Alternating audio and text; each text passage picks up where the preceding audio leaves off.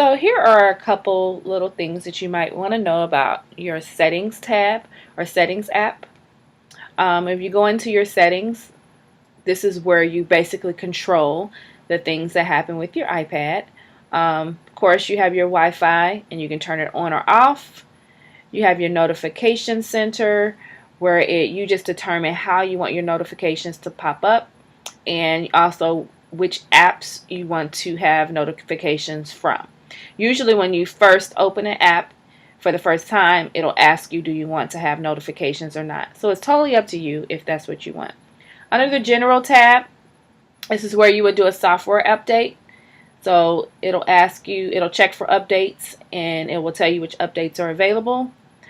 These are also where you have your different settings. For instance, on your side switch, you can determine if you want it to be used to lock your rotation or to mute. And your side switch is right here on the side, right here. You can flip it on or off. It's now off, on, and flip it back on. So right now I have it set so that it mutes my sound, but if you want it to be used to lock your rotation, you can use it.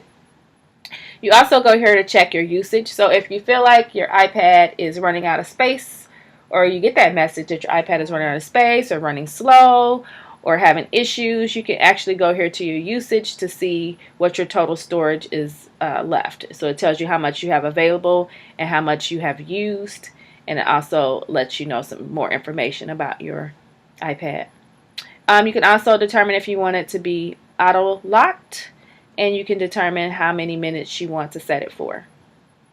And you also can set your date and time and your keyboard and all those other things.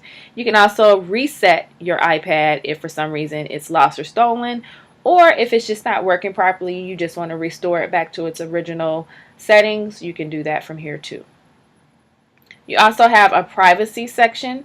Privacy, basically when you use certain apps, for instance, if you use Photo Collage or Educreations or 30 Hands or some app where it is going to fetch or needs to see photos, it's going to ask permission to have access to your photos. So this is where you would go to change that setting.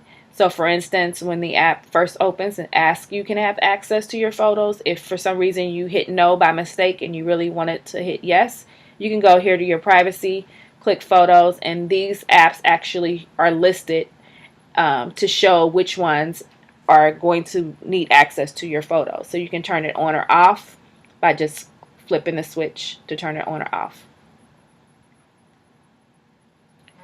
Also, your mail, contacts, and calendars, as I showed before, you can set the settings here for however you want your mail to look.